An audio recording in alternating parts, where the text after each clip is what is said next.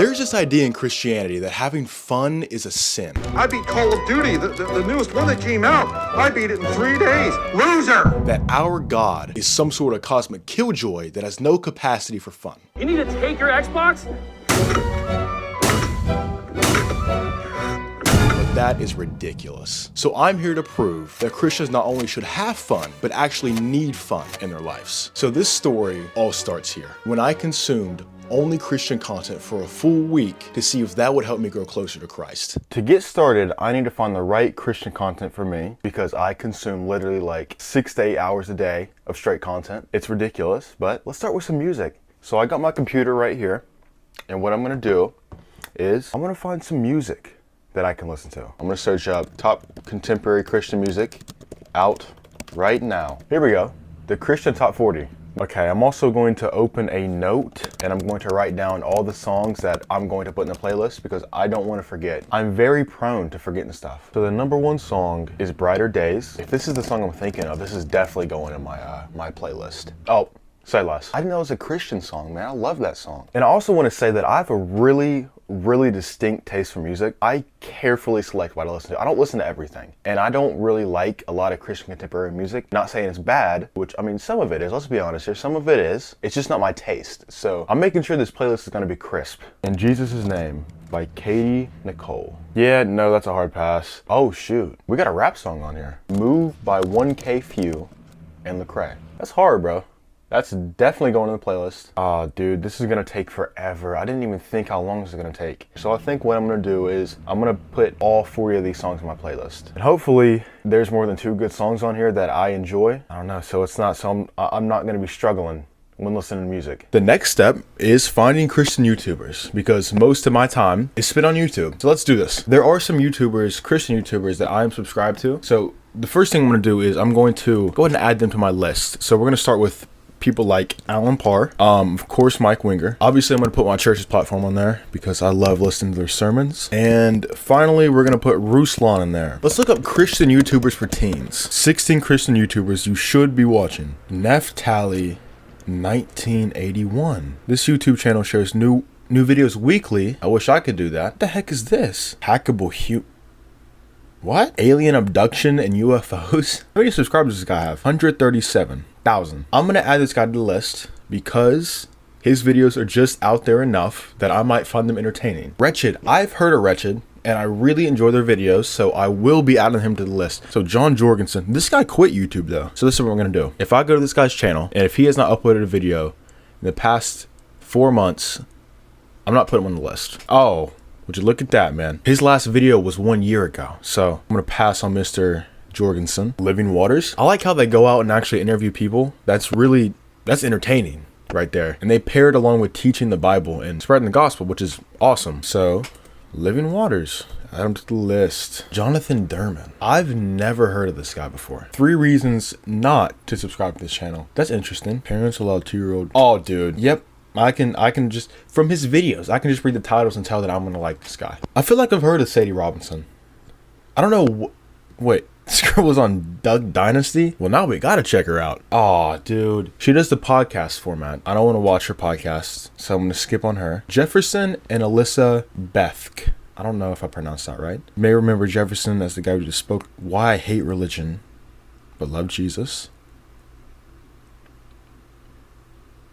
To Hell with the Hustle. I like that title. That seems like a pretty good video. Are your habits? Oh, you are your habits. Gosh dang, man. He does the podcast style too. Let's go to Reddit, dude. Christian YouTubers.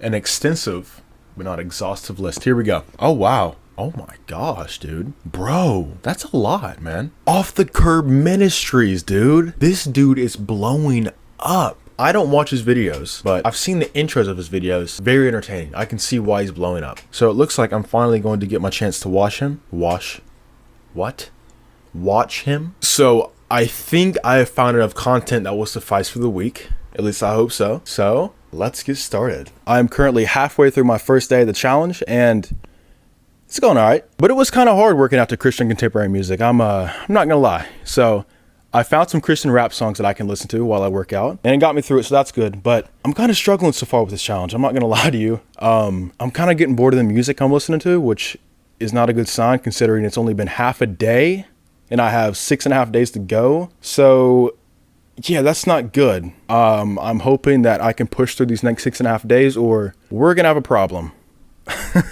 So I've been doing this thing for about 4 days now, and it's going pretty solid, but I am extremely bored. I mean, I get bored very easily, and to be honest, a lot of Christian content just doesn't appeal to me, especially the music. I put 40 songs in my playlist, and I'm sick of almost every single one of them. It is unbelievable. I don't know if I just don't like Christian contemporary music. I think it's just the fact that they all sound the same, man. They all follow the same format, and they literally, it's like they're singing the same song, just different people singing. But man, I need something new.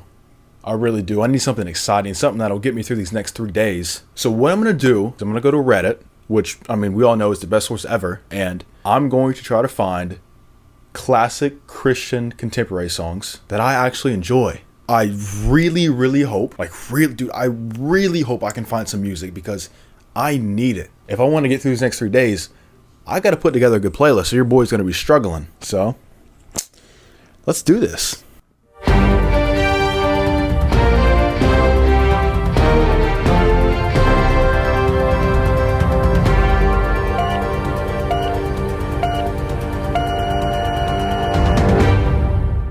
I feel really good about this playlist. Literally every single song I put in this playlist, I enjoy. They're all my taste, and they're all hand selected. These next 3 days might be a breeze. And a breeze it was. So heading into this experiment, I didn't really know what to expect. I mean, I knew beforehand that I generally didn't like Christian content. I mean, I honestly thought that a lot of it was cheesy, and I didn't know if this challenge was really going to help me spiritually, but it did. It actually helped me quite a bit. So I'd say the 3 main takeaways that I got from this challenge are this. Firstly, it just helped me cut out the crap that I was consuming in my life. I mean, before this challenge, I was so used to constantly being on my phone, and I wasn't on my phone for productive reasons. Really, I was just on my phone to be on my phone. But doing this challenge helped me to eliminate that. I mean, I saw a drastic drop off of my screen time because I wasn't consuming the crap I usually was. And when I was on my phone, I was consuming content that benefited me. You know, rather than watching random videos on YouTube for hours at a time, I was on YouTube watching my pastor's sermon, or I was listening to a song that promoted and praised God. Secondly, right off the back of my first point, it helped me to focus on God more. Like I said earlier, I wasn't consuming crap, but when I was consuming content, it was promoting God. And you know, it's really hard to constantly surround yourself with something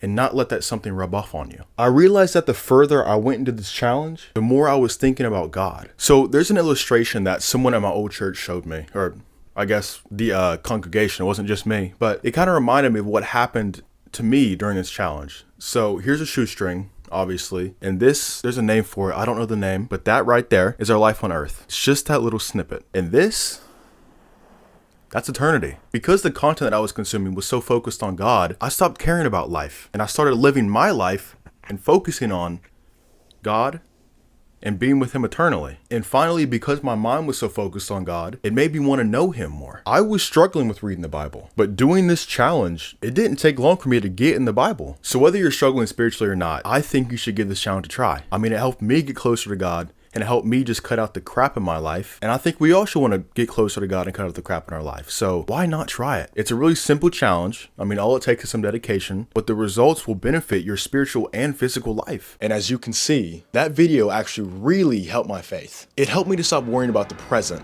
and instead to focus my mind on the eternity with God that's coming. And you know how I learned that? By having fun. But what about this? Have you ever struggled with reading the Bible? Because I know I sure have. But do you know how I actually overcame that and strengthened my relationship with Christ? By reading His Word for 24 hours straight. I am now 2 hours and 16 minutes into this challenge. By this time, my Bible would already been put up, and I'd be watching like YouTube or Stranger Things right now, but here I am. I just came across a passage that really intrigued me, and it comes after when Jacob and God were wrestling. God dislocated Jacob's hip, and I read in Genesis 32, that is why to this day, the Israelites don't eat the thigh muscle that is at the hip socket, because he struck Jacob's hip socket at the thigh muscle. I never knew the Israelites did that. I know that obviously this was Moses writing this, and you know, this was a long time ago, but I wonder if they still do that same thing today.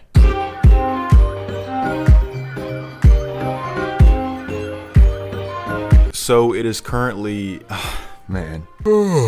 So it is currently 3:34 in the morning, and I've been doing this for basically 6 hours now. And I have some things that I need to do. So first, I am starving, so I'm gonna go make some food. I have some leftover McDonald's from earlier today, so I'm just gonna heat that up and make that. So of course, I'm still gonna read the Bible when I'm making food. Just because I'm making food doesn't mean I'm giving up on the challenge. So far, I have read Genesis and Exodus, and it's taken me 6 hours to just read those two books. I couldn't tell you the last time I read the Bible for longer than 2 hours. I couldn't tell you the last time I read the Bible longer than 1 hour. To be honest, I'm bored. Exodus was really bad for me. Genesis was fine. Exodus, when I was reading about the tabernacle, the instructions and stuff like that, I noticed I was checking out a little bit. I thought it'd be a lot worse though. I'm gonna eat my hamburgers, I'm gonna continue reading, and then I'll check back in. So I finished my burgers. Now I need to go work out because I chose to take a nap to prepare for this challenge instead of working out today. So I'm definitely not feeling as tired as I thought I'd be. I thought by this time, 6 hours in, I thought for sure I'd be dozing off, but I'm not.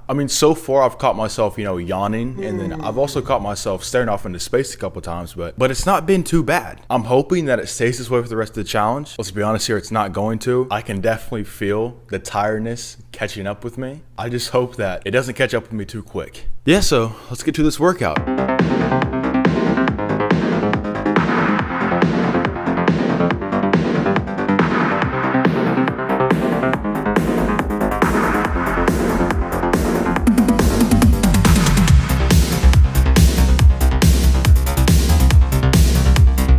I got my heart rate going and I have some energy restored, so that's good.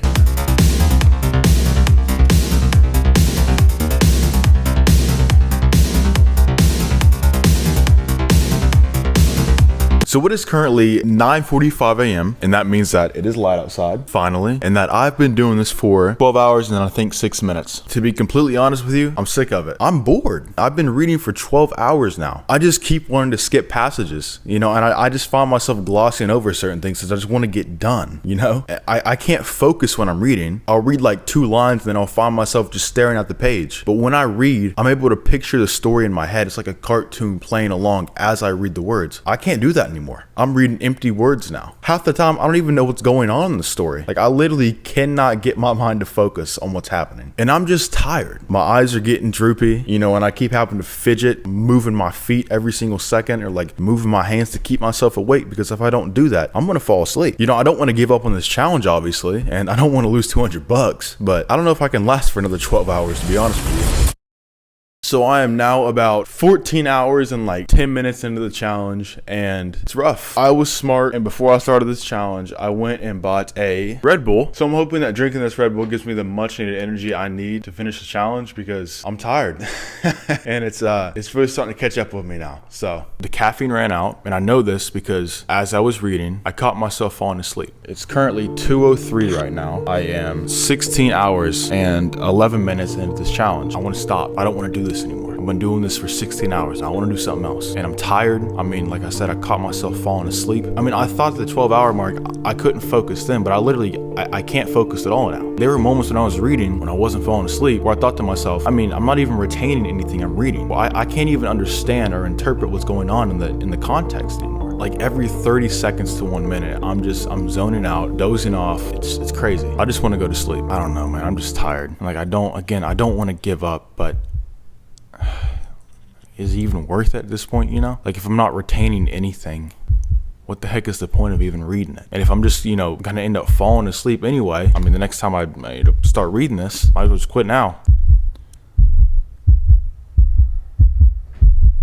I'm not going to. I'm not going to quit. So what I'm going to do is, instead of finishing up Deuteronomy and, just trying to read as much as I can in the Old Testament, I'm going to go to my favorite book of the Bible. And in my opinion, the most beautiful book of the Bible, the book of John. And I'm going to read that, and hopefully I find some motivation there to finish this challenge out, because I got to do something. So it's only been about like 20 minutes. You can see 16:32. I just came across, the passage in John 3:16. I might get emotional here, but I don't know. It just caught my attention. Like, I didn't read the entire Old Testament, but I read enough to know that humans were messed up. We saw it in the fall. God gave Adam and Eve a choice to obey him or to eat of the tree they weren't supposed to eat of. They do. They ate of the tree. We see in the Old Testament, in the Exodus, the Israelites, but how they continually complained about God, complained about Moses, and turned his back on him, and complained about not having food, not having water, and how they wanted to, go back to Egypt when they were dwelling with God. I might start crying on here, man. Reading this, it showed me how good and how caring and how merciful God is toward us humans. Every single day, we we turn our backs on God? We don't deserve his love. We don't deserve his compassion for us, but God gave it to us anyway. He never gave up on us. He told Abraham that all nations will be blessed through him, and he did it. Even through all the corruption Israel went through and all the mistakes they made, God still brought his son through Israel so that we could be saved. I was looking for motivation, and I think I found it. Knowing that God loves me and knowing that God cares for me gives me the desire to keep reading his word. As I continued throughout the challenge, it became more and more evident how stupid I was. I spent basically this entire challenge bored and wishing I was doing something else, when actually I was doing one of the most important things anyone can do. I understand now that this book is the most valuable thing on this earth, and the message within it is the most important thing anyone can hear. God has offered me, all of us, a way to be saved through the death and resurrection of his son. Yet here I was, taking that message for granted. How stupid of me. 3,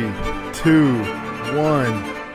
Let's go. I thought it'd never end, man. That was a long Bible study, but it helped me to focus my mind on Christ when I was placing idols over him. And just maybe that video, which I would say is possibly entertaining, caused something in you as well. Maybe you feel a desire to put Christ at the center of your life. Please follow that.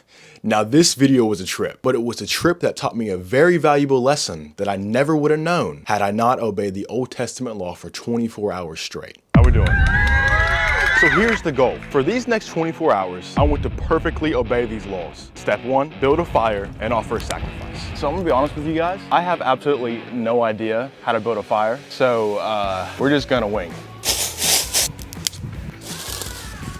Oh, we got fire. No way we did this. Heavenly Father, I confess to you, Lord, that I have sinned, and I pray that you use this sacrifice as a way of forgiveness. So now I gotta sprinkle the blood on the 4 sides of the altar.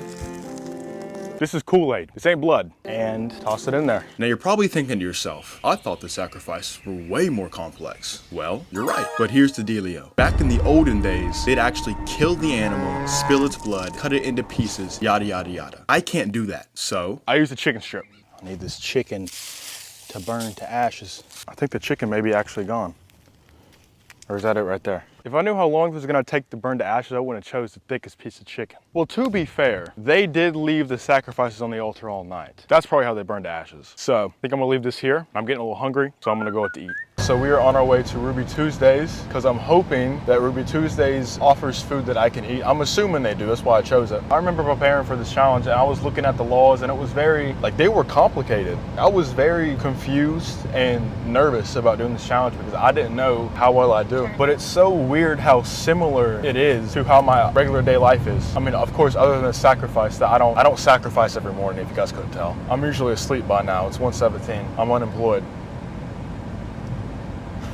Where I am right now, there are no cops. So if I wanted to, I could pass this car, because this car is, car's kind of moving slow. But I can't, because one of the laws that got established was to not put any man's life in danger. So laying on the road, I didn't get on the camera, but there was a dead snake. That is an example of something that is unclean. I went over with my car, I avoided it. But if I didn't avoid that snake, that meant I couldn't have rode in this car, because this car would have been ritually unclean, meaning I couldn't touch that. Those were 2 of the 613 laws that the Old Testament law contains. What is that anyway? Glad you asked. Back in the BC days, the world was crazy, but God needed to choose a group of people to bring his son into the world through so he could save us. So he chose the Israelites. And since he is holy, he needed them to be holy. So he gave them this law to set them apart from the rest of the world and make them holy. But it also revealed God's standard of righteousness. And that is so high that it's unachievable. Yes, please. Thank you. This is so weird. I feel so weird right now. Are you guys ready? Yeah, do you guys sell just like a piece of chicken? Like a chicken breast? Yeah. All right, can I get just one of those? Is that really gonna fill you up? I hope so. I think you're fooling yourself. I think I'm full of myself. Think I should get 2? Play it safe? $5 a piece. I'll get 2, yeah. I'll get to it. Thank you. So there are certain foods that God permitted the Old Testament Israelites to eat. Chicken was one of them, hence why I'm eating chicken. Well, I can't eat pigs, I can't eat dogs, I can't eat horses or mice, rabbits, lizards, snakes, turtles. I don't eat that stuff, I only eat pigs and dogs. They did a really good job on that chicken, that is fantastic. So there's no laws about music? There was no music at the time, like this, obviously. People were playing like harps and stuff, banjos. I mean, if they had banjo, they had to have other instruments with strings. Are you lying to me about banjo? I'm joking. They're not banjos back then. Back in the BC, playing the banjo. I don't know about instruments, but I know they have music. You know, psalms are like a song. Prayers and songs that David said and sang to the Lord. Well, he didn't rhyme any, so I mean, was he really a songwriter? I mean, I guess you don't necessarily have to rhyme unless you're rapping. He was rapping. He was rapping. Yeah, David actually was rapping the songs. All right, I just finished eating, and I'm gonna head back to the house. And the first thing I'm gonna do, I'm gonna check and see if that chicken burnt. In hour 6, I watched Ryan Trahan, took a nap, and dreamt about eating Krispy Kreme donuts for some reason. I thought the hardest part of this challenge would be, the physical laws you have to follow, the sacrifices, the unclean animals you have to avoid, the ritual purity that you have to undergo if you touch an unclean animal. But it's not. It's not. The hardest part it's been my internal spiritual struggles. So I have to offer another burnt sacrifice, a grain offering, and a wine offering. So I'm gonna get this stuff ready, and then I'm gonna go offer a sacrifice. There's a piece of rice in here.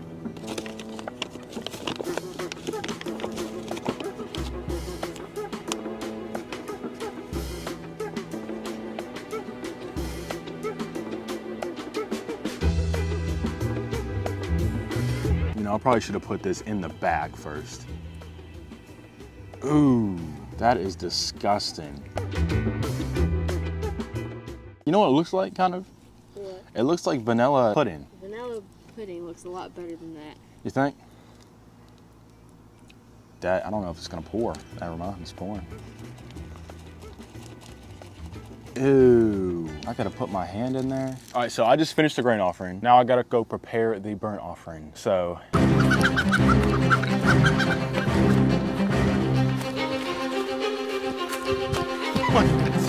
God, we're running in circles.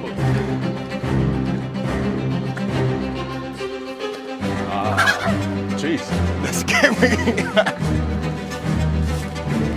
If there's a snake in there, you guys lock me in here. I'm going home.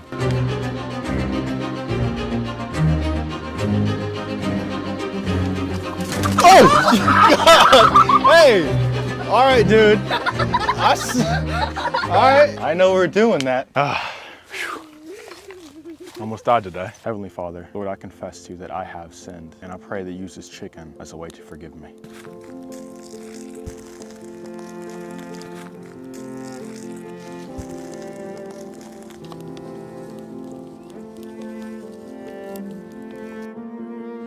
Now the next step in this offering is the grain offering. This is just an offering that worships God and acknowledges his provision. And I am really thankful for God's provision, especially today. So all I do is take this little mixture and pour a bit over the fire. Now the next step is the wine offering. I am not 21, so I can't buy wine, so I'm just gonna use water. To me, this really symbolizes Jesus' blood being spilled for us on the cross. So just pour this over the fire. Hopefully it doesn't take the fire out. Thank you, Lord. Coming into this challenge, I thought that the hard part would be the physical laws that I had to follow, the sacrifices, the animals I had to avoid, stuff like that. What I realized is that it's not the physical laws that are the hard part, it's the spiritual laws. It's the honoring your father and mother, not being jealous, not lusting, and not lying. It's those laws, those everyday laws that I face, that you face, that everyone around the entire world faces. And it shows me even like back then, they were struggling with the same stuff. The Bible says that every man has faced, I'm paraphrasing here, but every man has faced the same temptations. I'm coming to see that as true. I haven't even finished the challenge yet, and I now see that it's not possible, not even for a day. We can't even go a day without following the laws that God has placed on us. And now I see why the priest had to offer 2 burnt offerings a day. We need the smoke of the sacrifice to rise to the Lord because we're sinners. We need this forgiveness, this atonement of sin every single day. Oh, you can't eat that. I'm sorry, Zuko. You can't eat that. So before this day comes to an end, I'm gonna go in there, I'm gonna do my Bible study, I'm gonna hit the hay. Though I failed, I think I learned a pretty valuable lesson. We're always gonna sin, so we're always gonna need forgiveness. So thank God for Jesus. It's hot, probably getting another sunburn. I'm gonna go. I always knew how hard the laws were, but actually obeying it showed me just how sinful I actually am and how much I need Christ. It just amazes me how he perfectly obeyed this. I mean, how is that even possible? I mean, maybe you should try it. Don't get me wrong, you'll have some fun, but it's fun that comes with a very valuable lesson. Now, this video was absolutely excruciating at first, but it showed me a sinful attitude in my life that I didn't even know was there. So grab your popcorn, and watch me watch the worst Christian movies for the next 10 hours of my life. Movie 1. So the very first movie that I watched was a movie called Heaven is For Real. And now this movie was about a kid named Colton Burpo who went to heaven in surgery and came back and told his parents about everything that he saw. All the colors of the rainbow are in heaven, except for all. Look, man, I'm highly skeptical when I read that people say they went to heaven. And that bad start was a sign of worse things to come because this movie was terrible. There's nothing there. There's no blood. There's no wound. It's completely clear. With these movies, man, it's just like, it all happens so fast. He went from being perfectly fine to being sick to being in the hospital with ruptured appendix in like 2 minutes. Like, that's my problem with Christian movies. It's like their stories aren't good and the production is just so, it's just so bad, man. And sadly, it didn't get better. Oh my gosh, dude. Dude, it's scenes like this that make me cringe, dude. Dude, of course, and leave it up to a Christian movie to put this scene in there. But I will say, the movie did contain a message that honestly was solid. I think the message is to love others. I like that. But the movie, the way it was done, no bueno. God's Not Dead. Let's go! When I tell you that this movie was the cheesiest movie I have ever seen, I am not joking. Just from the intro of this movie, you can tell how low production it's gonna be. Bro, this looks like a student film. What does PRC stand for? People's Republic of China. Seriously? Dude, even the acting here is bad. Seriously? And she's starting to wonder if she's unequally yoked. She's starting to think that she's unequally yoked while she's married to an atheist. You're starting to think that? I'm sorry, Josh, but it's over between us. Dude, how the heck are you gonna date 6 years and end the relationship over your boyfriend choosing to debate the evidence of God? And then the unexpected happened. Shoot, dude. Wi-Fi's not working. Dude, I've never even seen this happen before. Like, what, I mean, what's going wrong? Dude, I don't even know what to do. Literally, my router is in here. My router is that. I'm gonna try restarting the PS4. Hopefully that does something. And by God's grace, he allowed the Wi-Fi to work. I get to finish God's Not Dead. Let's go. But maybe it actually was by God's grace. All this stuff is temporary. Money, fame, success, temporary. Even life is temporary. Jesus, that's eternal. They just gave a pretty good message. I mean, it was delivered terribly, but still was actually really good. You're here because that still small voice inside you isn't happy with the choices everyone else wants you to make. Personally, I think it's the Holy Spirit talking to you. All you have to do is decide whether or not you're willing to listen. It's not easy, but it's simple. Dang, son. He who is faithful in a very little thing is also faithful in much. God knows you're doing the work. It's all part of his grand design. This movie is coming with bangers, dude. This whole story is about, you know, standing for your faith and acknowledging Christ so he'll acknowledge you in front of the Father. Props to this movie, for real. Maybe I was being too hard on it. Bro, this is literally a movie about Christian Mingle. Find God's match for you at ChristianMingle.com. Who approved this? Why? I wonder what makes a movie cheesy. Like, I can't describe why this movie is cheesy. Ladies, everyone on the bridge in 5 minutes got big news, big news. I take that back. This dude is an absolute goofball of a character. Not the day for Stinky Joe. But that guy quickly met his match. Well, sweet Jesus. Sweet cheese. It was not that funny, bro. And then they both lost the competition. Yeah, I think the passage is from Galatians. Because of the temptation to sexual immorality, each man should have his own wife. That's so bad, dude. That is such a bad scene. This movie was full of terrible moments. Like when they had a 30-second scene of this guy chewing. Or when this guy thought his hair could grow back. And I think it is going to grow hair, not just because I want it to. Or when the two main characters magically got back together, even after clearly breaking it off. You do this with the text. This dude literally appeared in Mexico out of nowhere. And after God's Not Dead, I was holding out hope for Christian movies, but yeah, this movie sucked. I am so tired. I could go to sleep right now, and I still have 2 more movies to go. That's like 4 more hours, dude. Jeez Louise. Oh my goodness. This movie was called Do You Believe? I wasn't feeling it. Dude, I don't understand what's going on in this movie. I think it's well done. I think it's by far the most visually appealing Christian movie I've watched all night. But I don't know what the heck is going on. I'm supposed to be following like 12 people right now. I'm lost. And to keep me from falling asleep, I had to go get food. I'm ready for this challenge to be over, dude. This movie is moving by so slow. It's only been 5 minutes. Jeez, dude, this movie's too long. And it's not good enough to be 2 hours. And as I kept watching through, the movie got worse. My tiredness grew. I became more and more bored. And it got to the point where I wanted to quit. Bro, how was there still 35 minutes of this movie left? See, the cross is bloodstained, painful. It loves, forgives, and demands. And if you believe, then the question is, what are you going to do about it?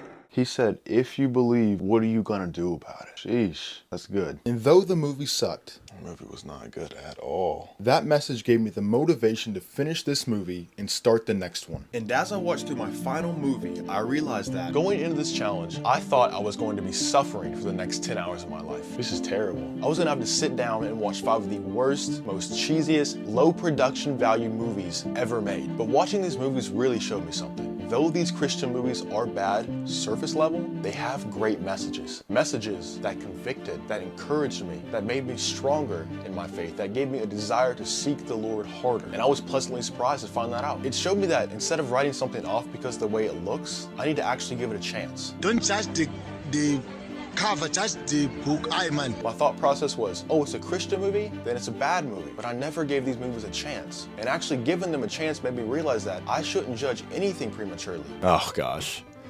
Watching that back made me laugh a couple times.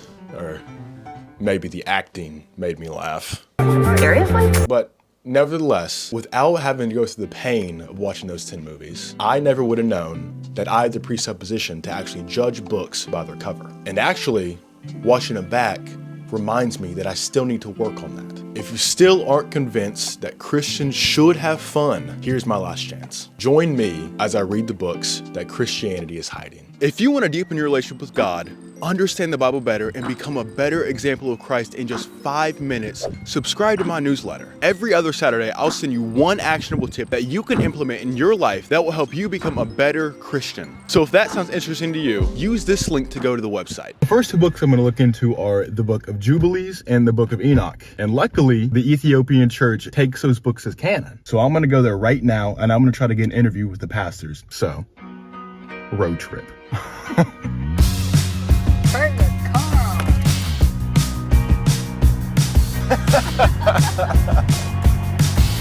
I've been contemplating all my time.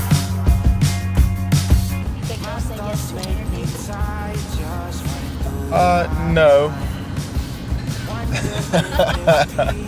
I hope so. It'd be nice. I mean, the plan is just to go in there and just to present myself as professional, which I mean. Purpose. I'm looking for so much more. Don't leave me here searching. You're just what I'm longing for. Next left onto Barnes Street, then turn right. Is it right here? Yep. Bro, where you got us going? This looks scary. Keep going. This is a lot of woods. Take the next right, then turn left. Yes. I don't know how I feel about this, huh? Oh no!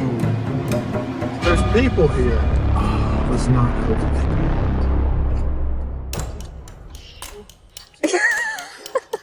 What the heck are they doing here on a Thursday at 6 o'clock? I wonder if they have service. Did you guys just have service? Yeah, they have a STEM class here. Okay. Do you know if your pastor's anywhere around? Or if he's not here, it's okay? No. He's not here? No. Okay. You want a pastor Sunday morning? Sunday morning? Yes. We're trying to learn more about the Book of Enoch. Okay. And yeah, it's like an independent study project I have going on. Yeah. So we wanted to talk to really anyone. Are you guys familiar with the Book of Enoch? Or know much about it? Okay, hold on. Okay. guys. Hi. Hi, how are you? My name is Christian. Hi, Christiana. My name is Karkida. Nice to meet you. Nice to meet you too. I'm Hi. doing an independent study project on the book of Enoch and Jubilees. So I was looking for someone to talk to, do like a little short interview, maybe a 30-minute interview. Now? Now, do you have time for it now? It's okay if you don't. Yeah, like if you have time, maybe we can arrange it after finishing the class. Well, the thing is, we're from about 3 hours away. Or the other option would be, instead of coming here, we can arrange a virtual meeting. That could work. So I can give you my email and then we can schedule a time to discuss the details. Then I made a pit stop for cookout before heading home to send the email. Oh my gosh, when the brick was, oh, it was the engine. It was the engine. I was like, Christian, we've got to leave. Did you record that? Yes. Dear Mr. Kalkidan, how are you today? This is Christian, the man you met yesterday at your church who was researching the book of Enoch and Jubilees. I'm writing you this email to set up the date and time for the virtual meeting about these books. If you're still able to set up the meeting, please provide dates and times that will work for it. Thank you for this opportunity. I am very excited to learn more about these books. All the best, Christian. I am praying that this interview works out. Gosh, I hope it does so much. But now that I got the email sent out and hopefully the interview scheduled, I need to get my hands on the books. So what I'm gonna do is I'm gonna go to all the local libraries and I'm just gonna look for the books. I just got here and it turns out that they are closed from 1 to 2. And that is very unfortunate because it is 12:58. So let's go play some basketball.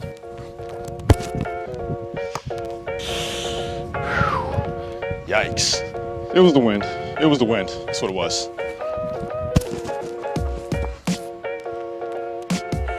Can he dunk it? I don't know. He just did leg day. He needs to probably cool down before he goes to the library. It doesn't matter though. He pulls up for the game-winning shot at the free throw line. He drains it. He drains it. They win the championship and I am done playing for the day because oh my gosh, it's so hot out here. All right, time to hit that library. Hey, I have a question.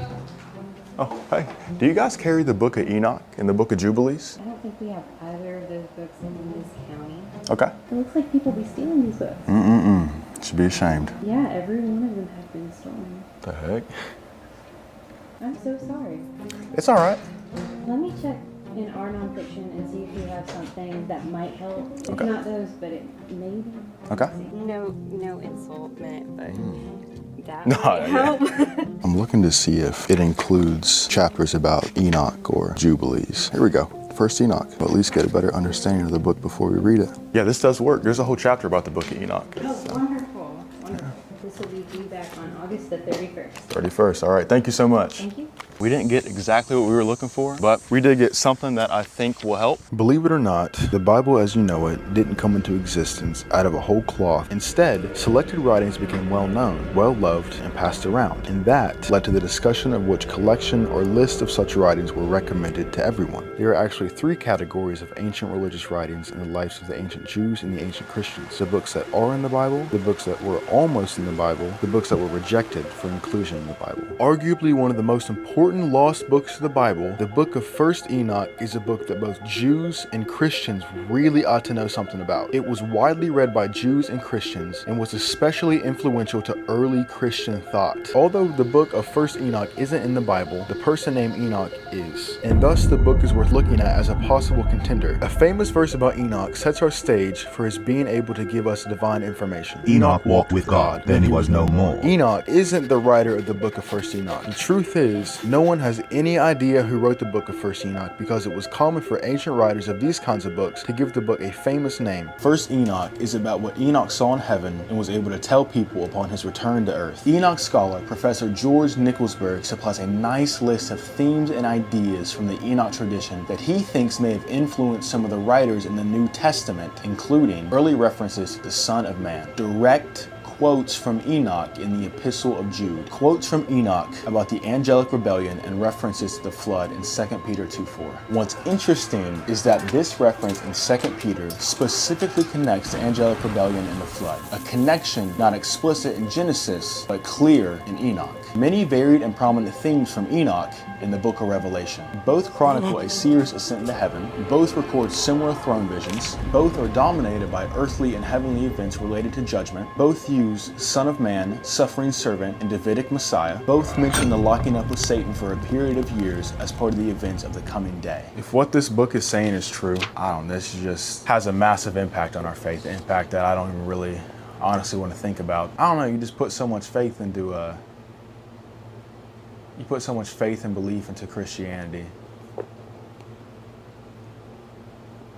only for it to turn out that this whole time that they were hiding something from you. I gotta read Enoch. I gotta see what it says for myself. A few days have passed by. I am still extremely confused about the book of Enoch. I still don't know what to think about it, and I don't think the Ethiopian Orthodox pastor is gonna have the interview with me. It has been 11 days since I sent that first email, and then I sent a follow-up email probably 4 or 5 days ago, and still nothing. And that sucks, but you know, what can you do? But I did find someone who was very knowledgeable about the book of Enoch and who was willing to have a sit-down interview with me so I can learn more about the book, because I desperately need it. His name is Stephen Burnham. I'm an associate pastor. I attempt to lead praise and worship at our church, but I enjoy preaching. I love preaching. I believe the Lord called me to be a minister. How many times do you think you've even read through the Bible? Oh, I couldn't even count. I've read through the Bible several times. But, you know, one thing about reading through the Bible, I never read through it and say, oh, I knew all that. A lot of Christians have told me, said, I don't need to read the Bible. I've read most of the Bible and I've got a general idea of it. I'm like, I want to have as much of the mind of Christ as I can. But you know, I'd never heard about like certain books of the Bible. I started hearing different other things, you know, the Dead Sea Scrolls and the book of Enoch. Some preachers have talked about the book of Jubilees. And I was like, well, what is this book of Jubilees? What is this book of Enoch? You know, and I've had people ask me before, well, do you ever think you would like to go and see or read the Dead Sea Scrolls? And I'm like, I've got the Bible. I really don't need anything else. Well, lo and behold, when I started reading the book of Enoch. So the more I started reading in the book of Enoch, and it really has intrigued me. You know, there's so much in the book of Enoch that other scripture has talked about, like Noah and the ark. But he gets more specific. He starts calling the fallen angels by their names, and he starts calling the righteous angels of God by their names. And I'd heard, you know, in the Bible, I know a few of them, Michael the archangel and Gabriel. I mean, these are other names that are in there, and I'm like, wow, this is intriguing. Are you aware that there is a group of Christians and non-Christians who believe that Enoch and Jubilees and the other books were banned from the Bible because they contained a secret knowledge that Christianity did not want you to know? I'm not aware of that. What do you think of that? I think it's possible. Why were they removed? I mean, they were part of the Holy Bible. Yeah. Okay, until 1820. So why were they taken out? Why were they not part of the Holy Bible anymore? So do you believe they should have been included in the Bible? Well, I don't know, because I haven't read all of them. Right. Because one of their arguments from the ones that removed it was that they believed that it was more of man's writings instead of God's writings. But apparently somebody thought they were holy inspired scriptures at one time, because they were in the Holy Bible. Yeah. And like I said, there is a King James Bible that has all of those books still in it. In this book right here, it lists reasons as to why the book of Enoch should have been included in the Bible. It left me very confused. So let me read these reasons out for you. Okay. Jude directly quotes from the book of Enoch.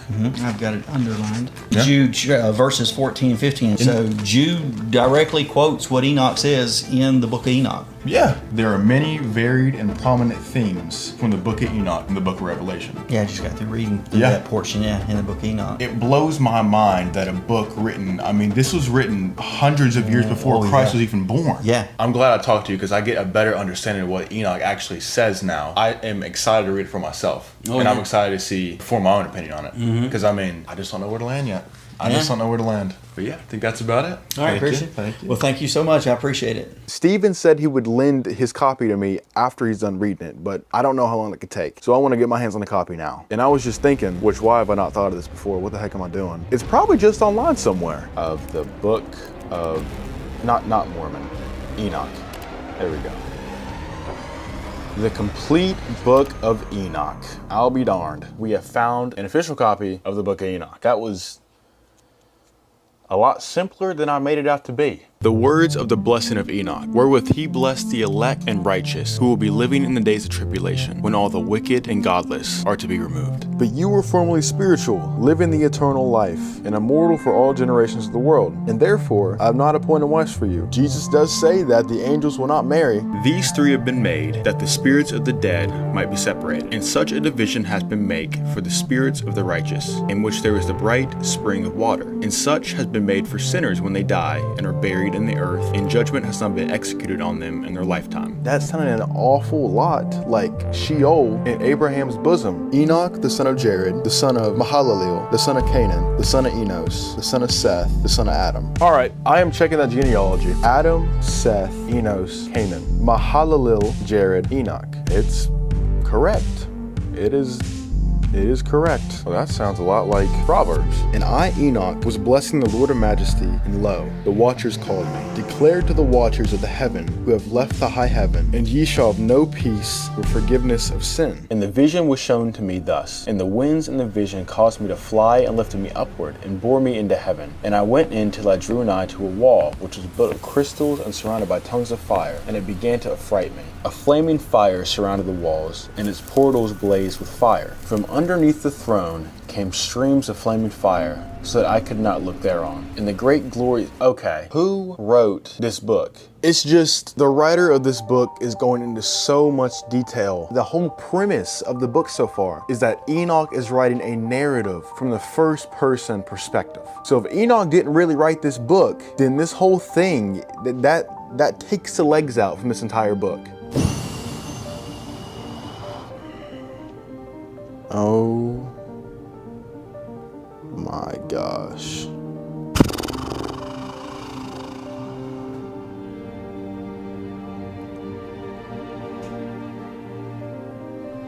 No one has the answer to this question. It's like this book is a mystery. I need to see like Google Scholar. I need accurate information. Okay, so this is from a scholarly source, R.H. Charles, in a preface that he wrote in an actual copy of the Book of Enoch that he transcribed. He said, "The Book of Enoch is for the history of theological development the most important pseudograph of the first 2 centuries BC. Some of its authors, and there were many, belonged to the true succession of the prophets, and it was simply owing to the evil character of the period in which their lot was cast that these enthusiasts and mystics, exhibiting on occasions the inspiration of the Old Testament prophets, were obliged to issue their works under the aegis of some ancient name. He himself called it a pseudograph, said there were multiple authors, and pretty much said that whoever wrote this book said Enoch wrote this book pretty much to give it attention. This book is not biblical and was left out of the Bible for a reason." Now that Enoch is officially off the list, it's time to get to Jubilees. Are there any churches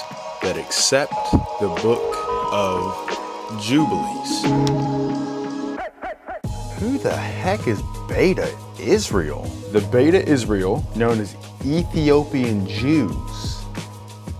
It has been 11 days since I sent that first email. And there is a whopping 1,000 Beta Israelis in the United States. Are there any near me? It's looking like there is none. But there is a website that it looks like I can mail something to. Set up a virtual meeting to discuss this book. That would be fantastic. Regardless whether they email me back or not, I need to learn about the Book of Jubilees. So I'm gonna read through this book. Is there anything even in this book about Jubilees? Gnostic Christian writing. Okay. First Enoch, Lost Sayings of Jesus. Nothing. There is nothing in this entire book that talks about the Book of Jubilees. Are you serious? To Google Scholar we go. The Book of Jubilees, or as it is sometimes called, the Little Genesis, retells the stories from Genesis 1 through Exodus 24. There exists wide difference of opinion as to the authorship of this book. and the date of its composition. Some maintain that the author was a Sadducee, others take him to have been a Pharisee, while still others make him a member of another set. This is the history of the division of the days of the law, and of the testimony, and of the events of the years, of their weeks, of their jubilees throughout all the years of the world. In the rib that the Lord God had taken from the man, he made unto a woman, and brought her to the man. Enoch walked faithfully with God. Then he was no more, because God took him away. For they all had spoken one with another, with one lip and with one tongue. For on the first day he created the heavens and the waters and all the spirits which served before him. No, on the first day, according to Genesis, God created light. But on the first day, according to Jubilees, God created heaven, earth, the waters, and the spirits. And I began to speak with him in Hebrew, in the tongue of the creation. So the author's saying that Hebrew is the world's original language, the language that God gave us to communicate with each other. Hebrew.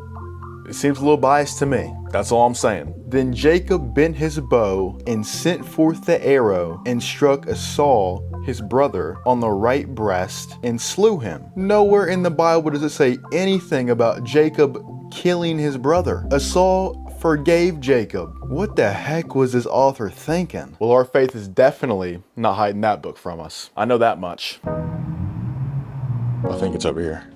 Look at this. There's Enoch. If only we would have just came here. I don't think it's over here though. Do they not sell the Gospel of Mary Magdalene? I feel like if it was anywhere, it'd be right here. Oh, my favorite. Joyce. Hey, I have a question, sir. Yeah. Do you guys sell the Gospel of Mary Magdalene? No, yeah, not in store. Could you check the Gospel of Thomas while you're there? Same thing? Yeah, same thing. It could be ordered, but... All right. Thank you, though. I appreciate it. Have a good day. I guess I'm just going to buy them online, which sucks because I'm in debt. Gotta do what you gotta do, I guess. Ooh. I don't understand how no place has these books. Well, I guess that they did have Enoch. I could have gone there to get the book of Enoch. I don't get it. Because you'd think that if they had the book of Enoch, that they'd have the Gospel of Mary Magdalene. I mean, at least Jubilees. No, it was Enoch, and then right beside Enoch was Joyce Meyer. I guess I'm gonna have to go back to old reliable, the old internet. The Gospel of Mary claims that Mary Magdalene had secret visions and conversations with Jesus that no other disciple was allowed to hear. The Gospel of Mary was originally written in Greek, sometime in the 2nd century CE. It's known as a Gnostic Gospel, and it clearly contains elements of Gnostic Christianity. The Gospel is written from the perspective of Mary of Magdala, also known as Mary Magdalene, but it is very clear that Mary Magdalene did not write this Gospel.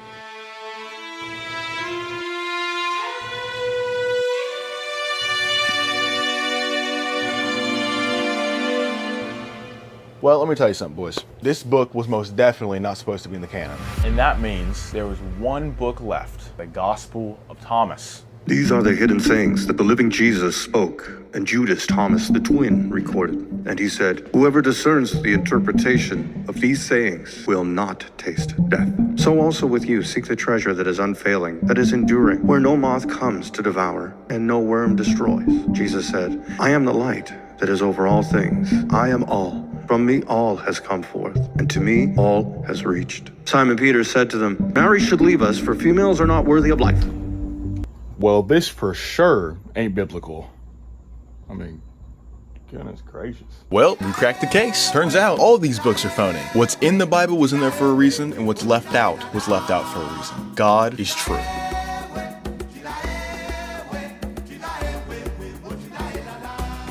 This challenge was scary, but it was also pretty fun. Matter of fact, I actually had more fun filming this than I ever had before. And I actually also think that this video taught me my most valuable lesson yet, to trust God above everything else. I believe that Christians should have fun. I believe that we can and should enjoy entertainment. Now, obviously, be wise with what you consume, but I don't think we have to be boring just because we're Christians. And maybe this video helped you see why I view this the way I do, or maybe it didn't change your mind at all. And just remember, if it didn't, that you watched this until the very end. So, if I'm a guessing man, I think you might have just found something pretty entertaining.